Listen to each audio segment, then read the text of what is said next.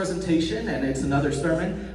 Dillon Brown, he's the son of Greg and Rebecca Brown, and you may remember his older brother Dallas preached a sermon, but I would say watch out because Dillon did a great job as well, and he'll be advancing to nationals as well as all the students you saw today. So please welcome Dillon Brown. Yeah!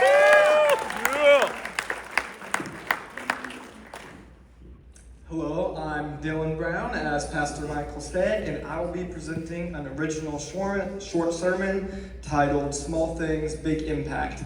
I will say it's on Gideon, which I know we've heard a lot about the past few weeks, so I hope you can last another 5 minutes.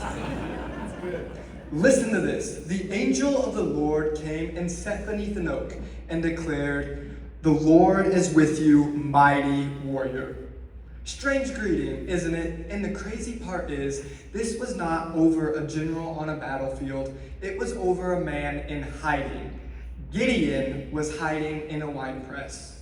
And at this time, Israel was under constant attack from the hands of Midian and the Amalekites. The people were living in caves just to survive. But amidst all this fear and chaos, God stepped in. This incredible story of Gideon in the book of Judges shows us these truths. First, small obedience prepares us for big assignments. And second, when God moves, small things can have a big impact.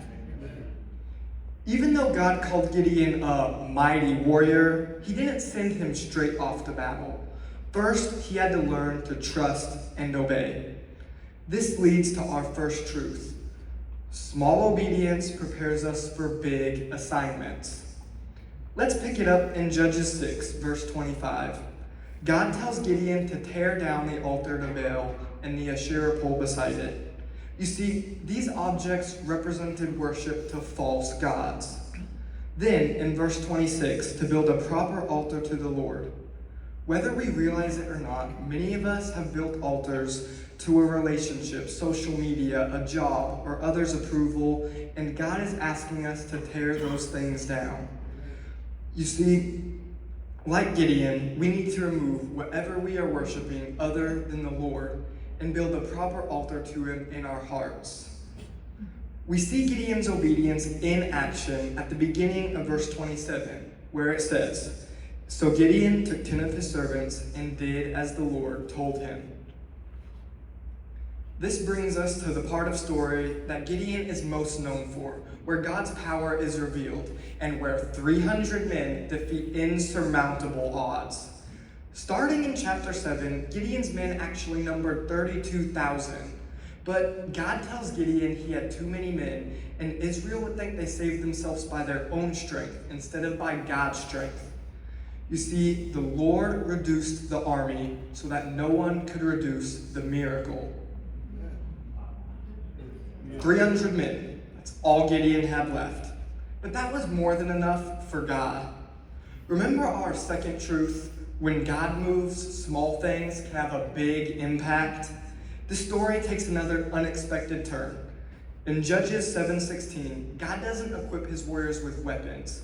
He equips them with a torch, a jar, and a trumpet. You would assume that they would take up swords. But God chooses something different than what the rest of the world would have chosen. Verse 22 says, "When the 300 trumpets sounded, the Lord caused the men throughout the camp to turn on each other with their swords. The army fled." What seemed small by human standards became an amazing victory in the hands of God. As we wrap this up, remember, God asked Gideon to take a step of obedience, tearing down the altars, because small obedience prepares us for big assignments. And when the moment came, God took 300 men to defeat an entire army, proving that when He moves, small things can have a big impact. So if God is pointing something out in your life, maybe an altar that needs to be torn down or something you need to obey, don't ignore it. God is still calling Gideons. The question is, will you say yes? Thank you. Yeah!